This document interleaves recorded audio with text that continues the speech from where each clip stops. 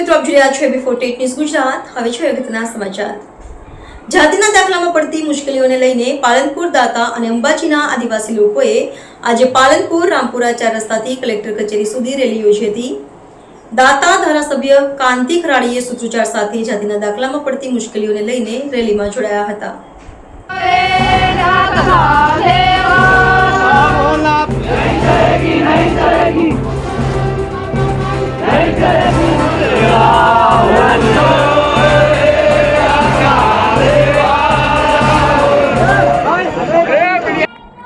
આદિવાસી વિદ્યાર્થીઓને નોકરી મળવા છતાં તેઓ નોકરીમાં જોડાઈ શકતા નથી, કારણ કે જાતિના દાખલા તંત્ર દ્વારા નથી મળી રહ્યા।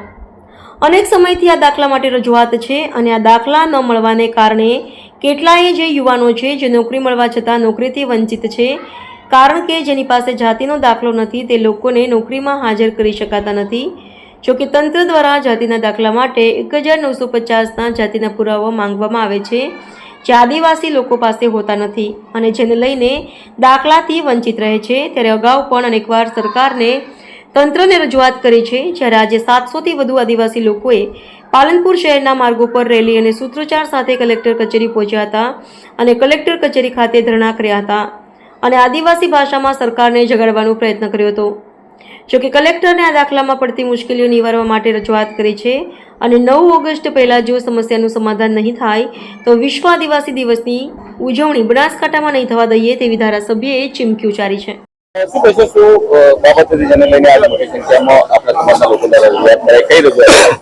આજે અમે સમગ્ર બનાસકાંઠાના આદિવાસીઓના મૂળ વતની નથી એવા દાખલા પુરાવા રજૂ નથી થતા એવો અમને સરકારશ્રીએ 9/6/1950ના પુરાવા માંગે છે અમારી જોડે।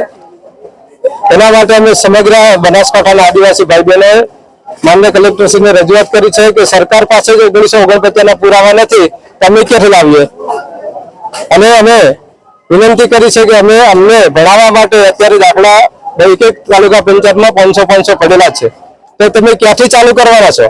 જો ચાલુ નહીં કરશો તમને ફરી આ રીતે મોટું આંદોલન, રસ્તા રોકો આંદોલન કરીશું।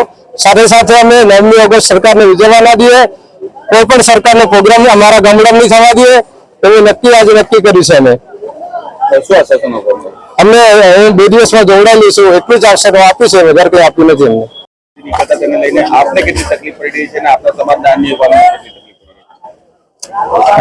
સૌપ્રથમ તો હું કહેવા માંગીશ કે જે 2018નો ઠરાવ સરકારે પ્રચાર કર્યો છે એ ફક્ત ગીર અને બરડા પૂરતો જ હતો, અને એ સમગ્ર ગુજરાતમાં લઈ લીધો છે। અને અત્યારે હાલની પરિસ્થિતિની અંદર 2022ની કેડે દાતા અને અમીરગઢની અંદર જે ગરાસિયા જાતિ ડુંગરી ગરાસિયા હોય કે ભીલ ગરાસિયા તે લોકોને સ્કૂલો અથવા તો કોઈ એવી સગવડો રોડ રસ્તાના અભાવના કારણે એ શાળાઓની અંદર ભણી શક્યા નથી અને શાળાની અંદર રેકર્ડ પણ મળતા નથી।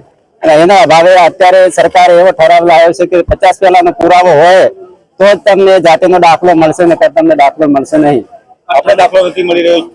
મારો તો દાખલો કમિટીની અંદર ઓલરેડી બધું ડોક્યુમેન્ટ આપેલા જ છે, અને મારો તો સ્કૂટીએ જાતિનું પ્રમાણપત્ર રદ કરવાની પણ કોશિશ કરી છે કે આ ખોટી રીતે દાખલો કઢાયેલો છે। ઓલરેડી તકેદારી પાસેથી મેં કઢાયેલો છે, ક્લાસ 1 અધિકારી પાસે। દાખલાથી નુકસાન થાય ને અમને આદિવાસીને અનેક પ્રકારના લાભો મળે છે, એનાથી અમે વંચિત રહેશું। આવનારી પેઢીને પણ અમારા આ નુકસાન રહેવાનું જ છે। માંગ તો એવી છે કે આ નિયમ સરકાર કાઢી નાખે અને 1970ની અંદર જે નવો જે બંધારણીય સુધારો છે એના હિસાબે લેવામાં આવે ને 40 થી 50 વર્ષ પૂરતા જ પુરાવા રાખવા, ના આવે તો ચલાવવું જોઈએ, અભણ હોય તો ચલાવવું જોઈએ। સરકારી ઓર્ડર મને લગભગ 2-3 વર્ષ જેવો થઈ ગયો છે। સરકાર આ ઓર્ડર ના લે તો હું તો હવે મરી જવા જેવી સ્થિતિ થઈ ગઈ। મારે તો હવે કોઈ ધંધા નથી, રોજગાર નથી, બેકાર ભમું છું આમથી આમ, ખેત મજૂરી કર્યું છું। શું કરવા? ગ્રામ સેવકની અંદર મારું નામ ધ્રાંગી સતીશ કુમાર થાવરાભાઈ, ગામ ધનપુરા। મોટી સંખ્યાની અંદર અહીંયા આપણા સમાજના લોકો આવ્યા હતા। આદિવાસી ભાષાની અંદર પણ એક ગીત ગાઈને સરકારને જગાડવાની કોશિશ કર્યો હતો, કયા બાબતને લઈને આજે બધા આવ્યા? આદિવાસી ગામડાની વસ્તી બહુ સમજે છે ને કલેક્ટર કચેરી સુધી આવવું એ બહુ મોટી વાત છે। અને ના છૂટકે કલેક્ટર સુધી આવવું પડ્યું. સમગ્ર બનાસકાંઠાની વાત કરીએ, આખા ગુજરાતની વાત કરીએ તો સરકારે કિન્નાખોરી રાખીને બનાસકાંઠા જિલ્લાને એક બંધમાં લઈને આદિવાસી દીકરા દીકરીઓ જે ભણે છે અથવા તો જે નોકરી લાગ્યા છે એમને હેરાન કરવા માટે જે આદિવાસી જે દાખલા લેવામાં આવે છે એ દાખલાઓ સરકારે તદ્દન બંધ કરી દીધા છે. અમીરગઢ તાલુકાની મામલતદાર કચેરી ઢગલા હોય, દોતામાં ઢગલા હોય, થરાદમાં, ધાનેરામાં, પાલનપુરમાં સંપૂર્ણ આદિવાસી દાખલાઓ રદ કર્યા છે.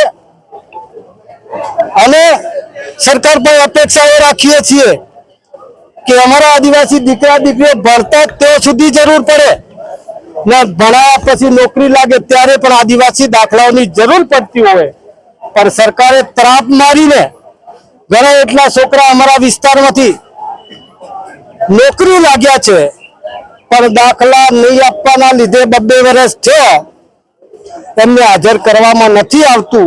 એક જાતનું લોકશાહીનું ખૂન છે. સરકારે જાણી જોઈને દાખલા નથી આપવામાં આવતા, એના લીધે અમને આજે અહીંયા આવવું પડ્યું છે.